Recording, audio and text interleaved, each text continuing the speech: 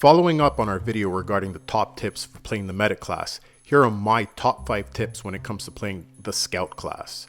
Of course, it goes without saying that you'll need patience, detailed map knowledge, and outstanding aim to be successful. But for many players, the idea of playing as a scout means setting up camp and popping off enemies from afar. Well, if you want to help your team win, we'll be changing this strategy. Let's get into it. There are a few ways to spot your enemies, and all go a long way to helping your team out, but also helping you out. The first way is by tagging them, by getting your crosshair over their bodies and pressing RB on Xbox, R1 on PS4, and Q on PC.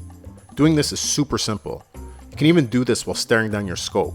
No need to put away your primary to spot. All it takes is literally a millisecond. This will enable you to keep track of your enemy and will also alert your teammates of nearby soldiers. There's nothing worse than missing your first shot and then losing your target. By spotting, keeping track of them will be much easier. I use the same 2 gadgets when playing as a scout. One of those gadgets is the spot flare. In my opinion, equipping this is on the same level as a medic equipping a syringe. This is a necessity. When deployed, it will reveal enemy locations near the flare on the radar. This is a tremendous tool to have. Not only will it highlight your enemies, but you will also get points every time your teammates kill an enemy that is highlighted by the flare. You get 25 points if a teammate does the killing and 50 points if a squad mate does. By the end of a round, it's easy to rack up an extra 500 to 1000 points just from using your spot flare in proper situations.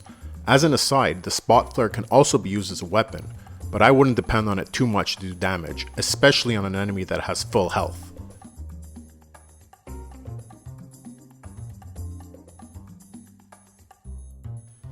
Ah yes, the Tripwire Bombs. These little canisters from hell. Want to get an extra 5 kills per round? Use the incendiary Tripwire Bombs and place them one after another. The problem with Tripwire Bombs is that they will not kill when the enemy is at full health, as the Claymores did in Battlefield 4. What happens is that when you place 2 sequentially, the enemy runs into a room, trips 1, and then continues to run forward since he wants to get out of the flames and get prone. But all he ends up doing is tripping a second one and draining whatever health he has left. Set these up in high traffic areas and you're set.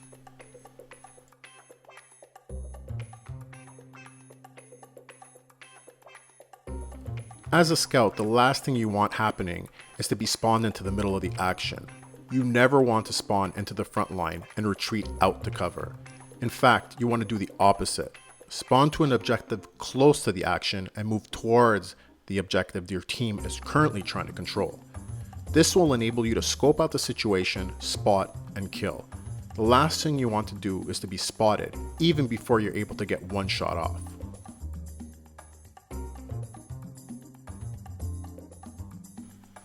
If you can get a headshot, then by all means do your thing. The scout class is the one class where you can down a player with one shot to the head at any distance with most rifles. The thing is, you don't always need to get that headshot or even a torso shot. Get at least one shot on the enemy before he tries to advance, and you are greatly helping your team out. Scout rifles deal a good bit of damage. Your hit marker will be a minimum of 60, which means your teammates will generally need one shot to kill. If your hit marker registers over 75 and your teammate finishes off the job, you will get an assist as kill, which means the kill will be registered to both you and your teammate. Let's say your team is holding down an area and you're monitoring the situation from just outside the objective and 10 enemy soldiers are approaching. You quickly get off 8 shots, but only get 2 kills, but get hit markers on the other 6. The job your teammates have to do to get those kills has greatly diminished.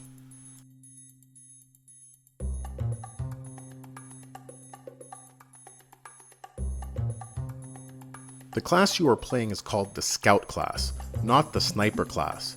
Stick with your squad and give them cover as they are moving in to take an objective. Your kill-death ratio is not important. Capping objectives, defending objectives, and getting the win is. You also make great spawn point for fallen squad mates, so stick to staying alive.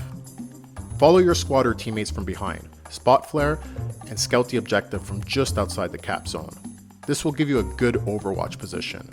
Once the area is safe and in allied hands, shoot another spot flare into the objective and start moving in to help your team cap it and collect your points.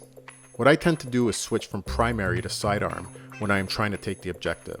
It is much more conducive to close quarter combat than a rifle with a scope on it. Remember, the objective though, as a scout, is to try to avoid close quarter combat.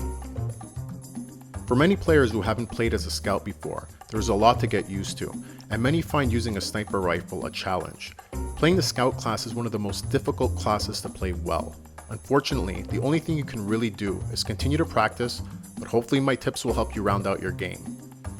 Now I want to hear from all you expert scouts out there. Let us know some of your tips and tricks on what you guys did to learn your trade.